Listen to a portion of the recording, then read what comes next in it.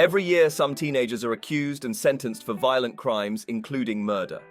In this video, we look at teenage criminals who reacted to their court sentences. Conrad Schaefer.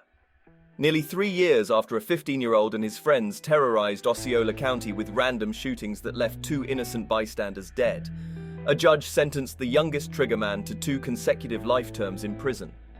Conrad Schaefer apologized to the families in court after hearing how the deaths of David Guerrero and Eric Rupnerine, both students, ripped their lives apart. Schaefer had previously pleaded guilty to 2 counts of first-degree murder in the rash of violence that put residents on edge for 2 weeks as bullets pierced their homes and cars 22 times. Schaefer sat in court in an orange jumpsuit, dwarfing his thin frame. He sank his head for the majority of the 2-hour hearing. After hearing Schaefer speak, Orange Osceola State Attorney Jeff Ashton questioned Schaefer's sincerity and called him a sociopath. Fernando Salgado. Fernando Salgado pleaded guilty to felony assault with a deadly weapon and 1 count of attempted sexual assault with a foreign object, which would require him to register as a sex offender. However, prosecutors agreed to dismiss the sexual assault charge in exchange for his testimony.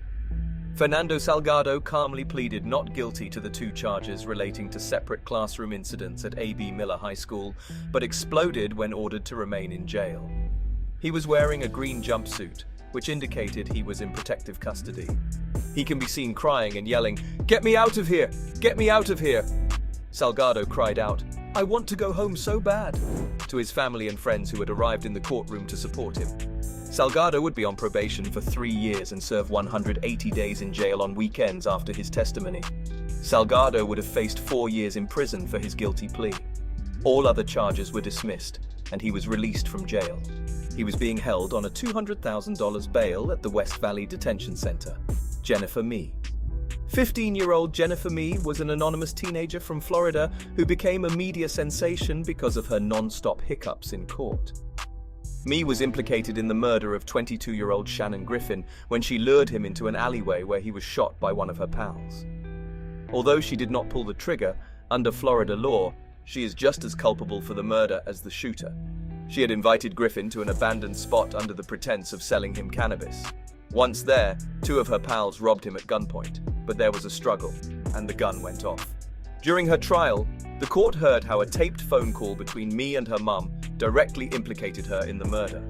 Mee was found guilty of first-degree murder and sentenced to life in prison without parole. Her co-defendants, Laurent Rayford and Lamont Newton, were also convicted of first-degree felony murder and sentenced to life in prison. She can be seen crying in court during her sentencing. Brandon Spencer. Brandon Spencer was sentenced to 40 years to life in prison in a shooting that wounded 4 people at a Halloween party on the University of Southern California campus. Prosecutors argued in court that Spencer committed the shooting in retaliation for a gunshot wound he suffered a year earlier. They said the shooting was further motivated by a Twitter fight. Police maintained that Spencer attempted to flee the scene, discarding his shirt in the process. Spencer was found near a USC parking lot half a mile from the shooting scene. Police recovered a black revolver they believed to be Spencer's 3 hours after the shooting. A public safety officer testified that he saw Spencer lift the gun out of his waistband. The officer later identified Spencer as of the possible suspects detained due to his height, clothing, and skin shade. John Freeman. 17-year-old John Freeman killed Isabella Tennant at the girl's great-grandparents' home in Niagara Falls in August 2012. Tennant was spending the night there while her mother was at work. Freeman was a neighbor of the homeowners who said they left the girl in his care when they went to bed. Investigators say Freeman disposed of Isabella's body in a garbage container with the help of an 18-year-old friend, Tyler Best.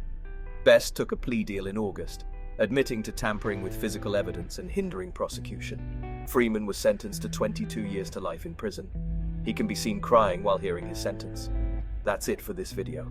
If you enjoyed watching this video, don't forget to leave a like, subscribe, and ring that bell icon so you never miss our upcoming videos. Thanks for watching, and we'll see you in the next one.